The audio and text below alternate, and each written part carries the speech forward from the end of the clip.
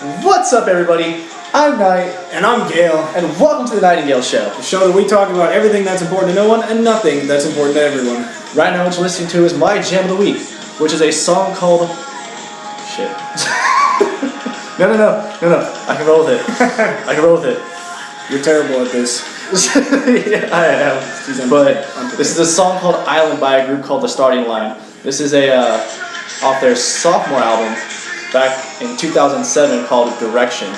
And it's, how would you say, they're not a really big band, they weren't. Which, It's a little older too, so yeah, but... a little bit of an older song. That's 8 years ago. Man, I feel old. But, it's a little bit older. But that's my Jam of the Week. Look them up, buy their albums, not too bad. Before we start anything else, I have to say, check out this majestic cat shirt that I'm wearing. Can you just... Almost as good as the other one. This one has a lot of cat faces. Funny story about this shirt. The first time I took a picture wearing this shirt, I took a picture with my camera on my phone, and you know how they outline faces with squares? So you can yeah, it outlined like 3 of them. And what's funny too is it wasn't like these big ones on the front. It was like this one right here and then one on my side. You should get this tattooed on your body. Just this whole thing, just one big cat. Look at that. Can you imagine how awesome that would be? I'd probably never get a girlfriend. Lonely cat man for life. But it's alright though. I have a majestic cat. I have a question for you. What's that? What's happening? Did you say happening? Yes, happening. Happening. That's As in probably our newest segment on the show. probably one of the worst puns I've ever heard. Shut up. Not the worst. I've Shut definitely up. There's heard more in worse the show. puns. There's more in the show to come. But so what's happening, guys, is where we both pick an app, game, user friendly, or something like mobile apps. Really? Shut up! How unprofessional. But we pick an app that we like, and we're going to show you guys and tell you about it. And it'll be for all users because he's an iPhone guy. I'm an Android guy, so we'll be having different apps for different operating systems. Sorry, we don't have a BlackBerry or a Windows. I don't think most phone. of our apps work on BlackBerry though. Yeah, like this one. Well, BlackBerry runs Android apps. The newer ones do. Oh yeah. They run Android apps. So, but then there's Windows Phone, and nobody uses Windows Phone. So I don't think that'll be a problem. So no offense to the Windows Phone users out there if you watch us, but so mine is it's kind of a ripoff of a popular game. If you've heard of Cards Against Humanity, it's basically like that, except for your iPhone or Android. It works with both systems. Mm-hmm. It is called Evil Apples, and the interface pretty simple. I know you can't really see it that well, but it says I want to blank Evil Apples, and there's a card that says play.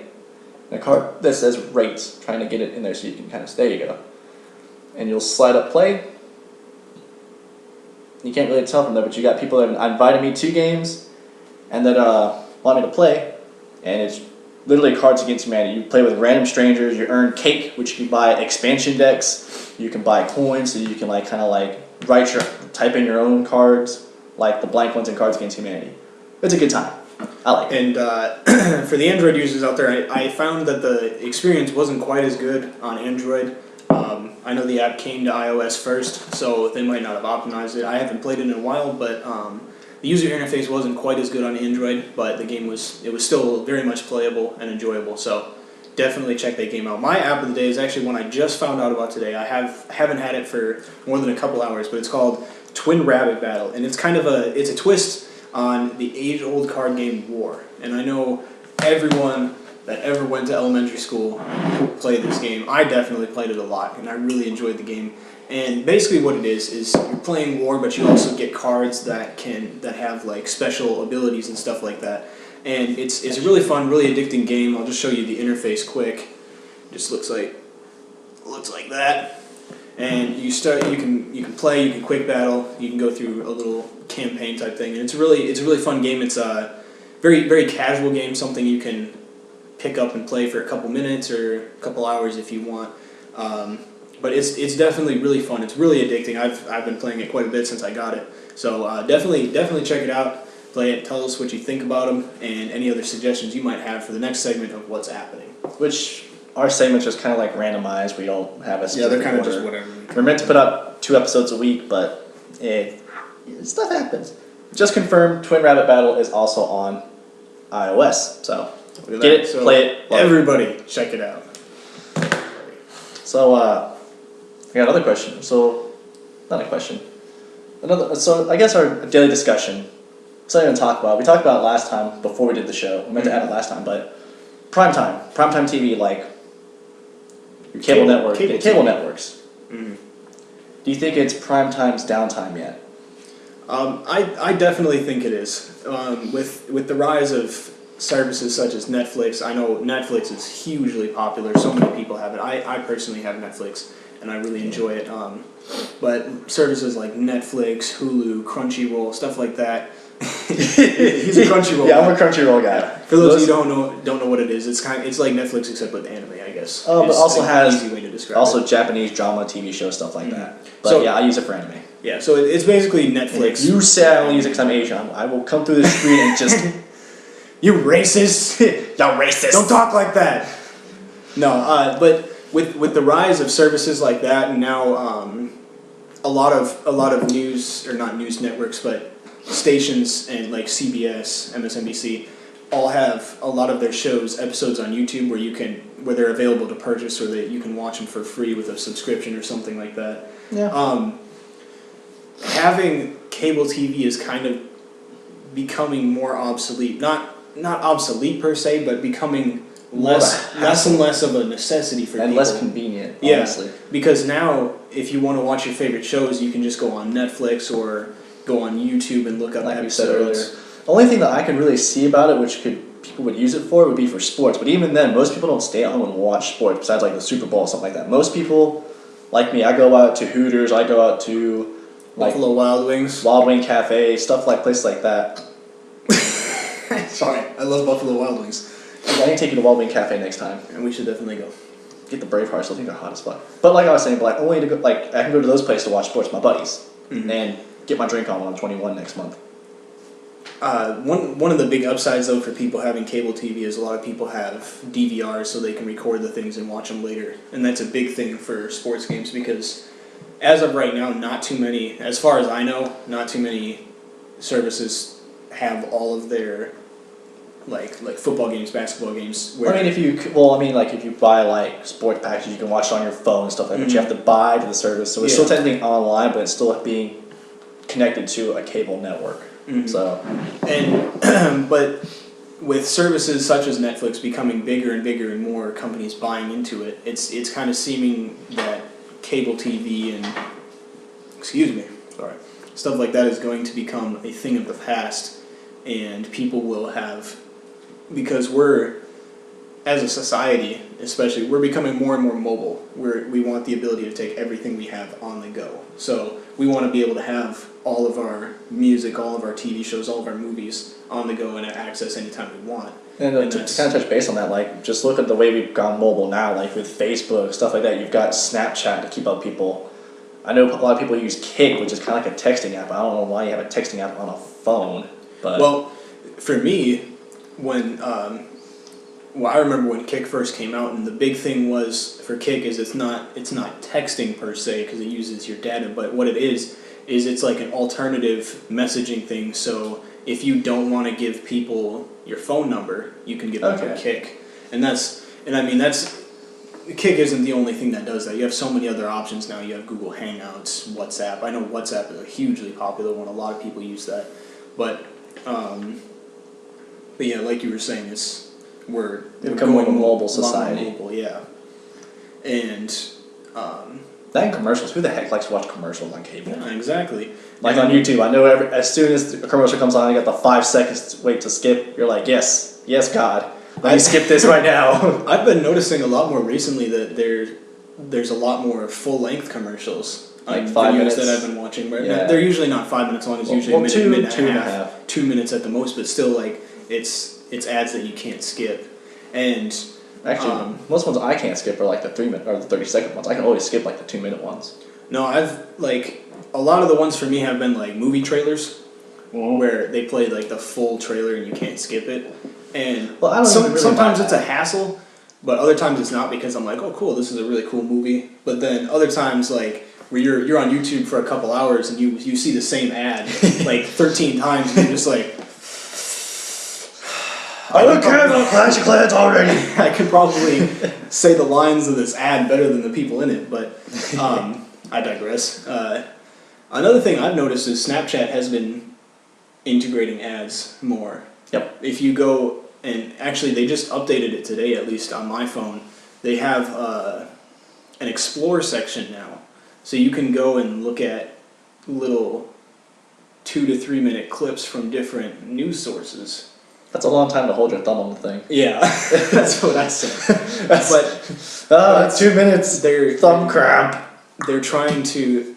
I think it's a good move and a bad one because I mean it's a good move because they're keeping Snapchat free. They're keeping it. It's interesting what they're trying to do. Good intentions, bad judgment, in my opinion. Yeah, but in the app interface they took away a lot of stuff so you can't see your top friends.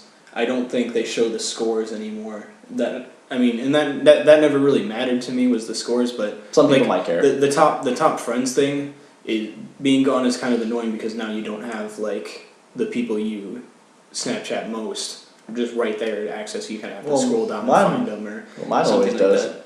I know for like talking about like whenever you normally Snapchat people take off your best friends because I don't use Snapchat that often. I sometimes do with my girlfriend, but not really. Yeah. See, for me, it's just easy because like him, I don't use Snapchat that much, but when I do, you got the with the best friends thing, it's like if I send a Snapchat, there the 3 people I normally send it to are right there at the top, so I don't have to scroll and find something. But as I was saying earlier about them integrating the Explore thing, it's not front and center like they're trying to force it on you. They're trying to say, hey, look at these things and look at their ads and stuff and give us more money. No, they kind of just tucked it away in the side so you can look at it if you want to.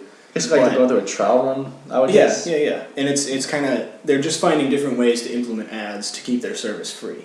Sure. And so good on you, Snapchat. I do respect them a lot for that because a lot of services have in-app purchases. Freemium stuff is all the rage now. And that's freemium. Yeah, freemium where you download whatever it is for free, but then you have to pay for in-game content or in-app content. Like Clash of Clans. Yeah, like Clash of Clans, and that's becoming what a lot of games now are. And you notice too, even with the big AAA games, they have a lot of that stuff. The main thing is DLC, but a lot of games are using the freemium or pay to play. I can't go back to the days of like Nintendo 64, like 007 GoldenEye, where you have like all the levels in the one thing. You just Yeah, and I mean nothing against DLC because often DLC is very much expands upon the experience. Well, the thing was originally DLC was like stuff that they wanted to add into the game but had no time for. So they took that, but now it's just like everything's guaranteed. DLC is coming out for this. Mm-hmm.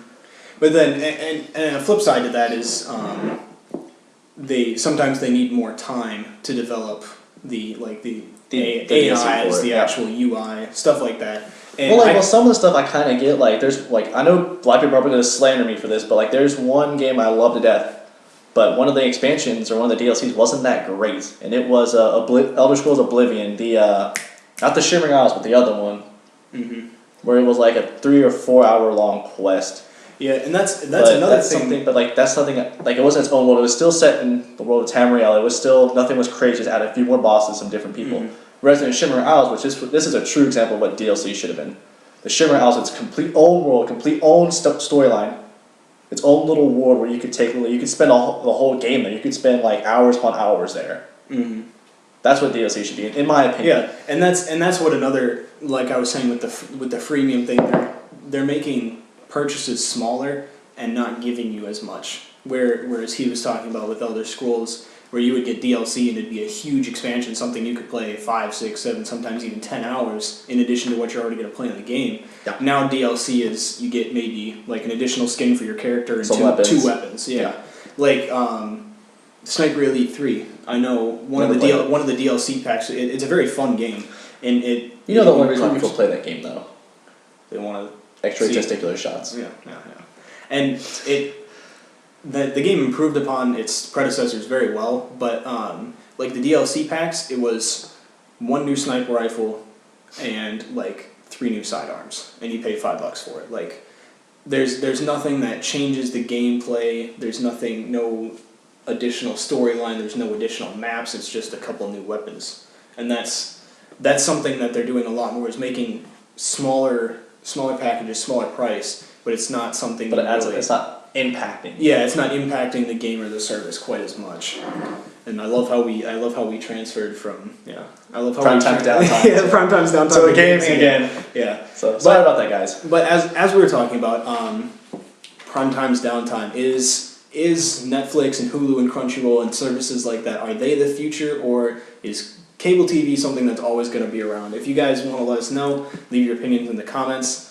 Or email us if you really hate us that much. No, just flood our inbox. I know it's not going to happen, but at least not yet. Not yet. In the future, maybe. You can always be hopeful. Don't judge me. So, what you got for us today? I will have to play my jam of the week, which I had a lot of trouble deciding on, and it's mostly because it was last second. Yeah. Well, mine was last second too. There's a lot, so many good songs to choose from. True. And this is actually, it's more of a sad song, or a slower acoustic song, but it's actually one I just discovered within the past couple weeks. I haven't really listened to this band before. I've heard of them before. It's a band called Youth in Revolt. This is off their first EP, and I really enjoyed this song, and I hope you guys enjoy it as well. So take a listen. This is For the First Time by Youth in Revolt. Oh, look at that. I have it connected to my Bluetooth speaker, so it's not going to play right here. So let me fix that quick for you guys. Look at that. Quick, play me out, Johnny. We might need to add that into future segments in case I mess up anymore, because I know I'm going to do it a lot. But all right, here we play me out, Johnny, and I'm just going to have like a top hat or something. Snap it, I'll just... Yeah, and I'll have to get like a rolling chair so you can kind of just put one leg and just kick me away, and I'll just be like... Alright, let's go away. Alright, here we go. Let's see if it works this time. This is For the First Time by Youth in Revolt.